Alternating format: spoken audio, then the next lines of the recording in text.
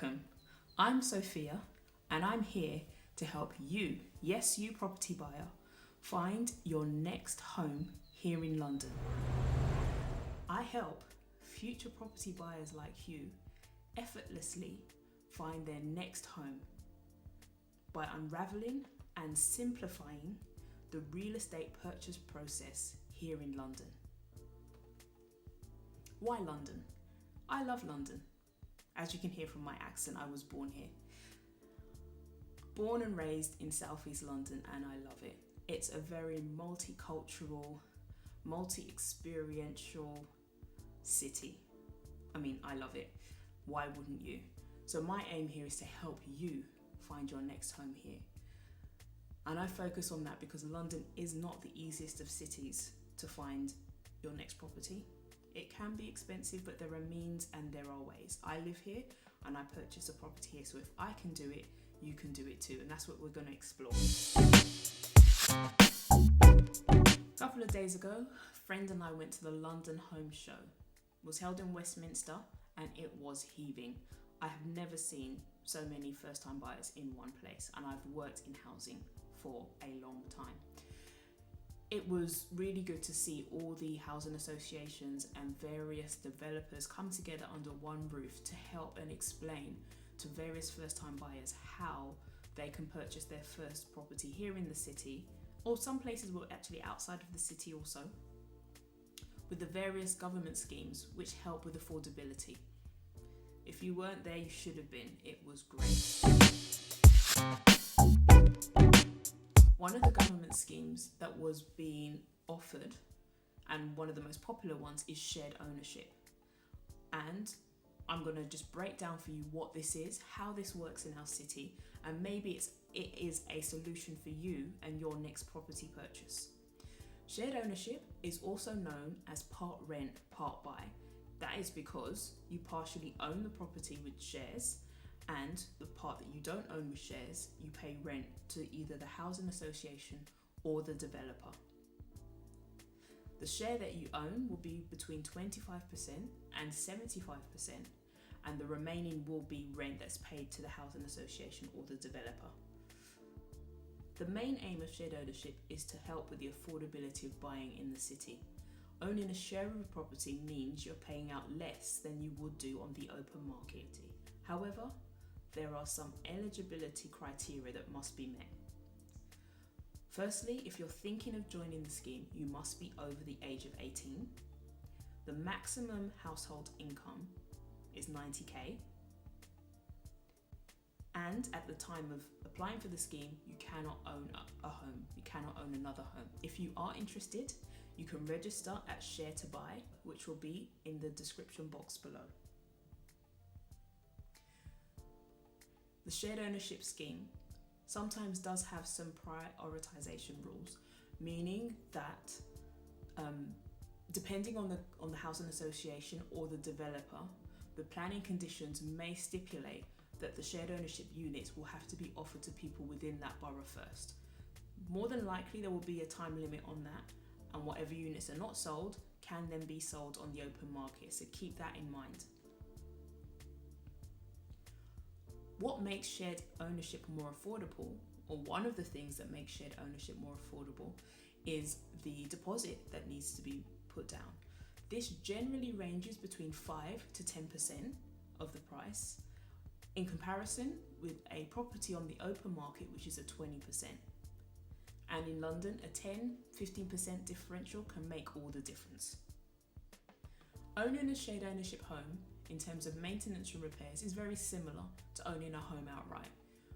Anything within your demise, and that is the legal boundaries that denotes your unit or your home, anything within that, you would be responsible to maintain and to repair. Within the block, anything outside your demise but is part of your estate or part of your block will belong, or the maintenance of such will belong to your housing association or the developer, whoever's owning and maintaining the block as a whole. When you're buying a shared ownership property, the deposit is only 5 to 10% of the purchase price. And that's in comparison to a property on the open market which has a deposit of 20%. And in London, that 10-15% differential is phenomenal, really. However, you must bear in mind that there are additional fees that you must budget for when buying a property in a development, including service charges or ground rent, and of course things like your utilities. And where service charges are the additional charges for the upkeep of the scheme, whether that's ground maintenance, refuse collection, cleaning the windows. Additional fees have to be, or additional costs have to be budgeted when you calculate your affordability for a new unit. When you initially go to buy a shared ownership property, a shared ownership unit, you're buying a share of the property. And I mentioned before, this is normally between 25 to 75%. However, once you own the unit, you can what's termed staircase, which means you move up. In some developments, you can staircase to 100%, meaning that you own the property outright and you no longer have to pay the rent share. You would have to check your lease, however, to be sure that the property that you are buying allows for 100% staircasing. But that could be a way to own the property outright in a piecemeal fashion, which helps again with affordability. When you become ready, or if you become ready to sell your property, and if you own the property outright, meaning you've staircased up to 100%, then you can sell the property as you would on any open market forum. However, if you're still in the part rent, part buy, excuse me,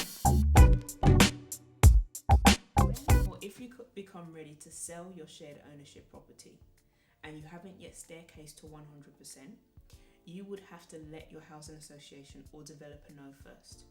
At this point, they would market the property first for about 8 weeks, and if the property doesn't sell under their marketing, then you are free to market the property to the open market on open market platforms. If you have already bought 100% or you've staircased to 100% and you own the property outright and you are no longer paying the rent share of the rent share, then you are free to sell the property on the open market yourself. Fundamentally, those are the rules and processes around shared ownership. There are some hesitations that people have with shared ownership, especially where it comes to the part rent and part buying. You don't fully own the property until you buy 100%.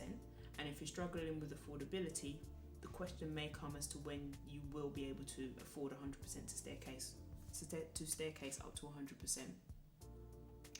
There is also the consideration sometimes of being able to sell the property on. As I mentioned, there are stipulations about how the property can be sold while you do not own 100% of the property. That can bring some considerations that you may have, or some concerns. But fundamentally, if this is the only way you can get on the ladder, it is a way on the ladder.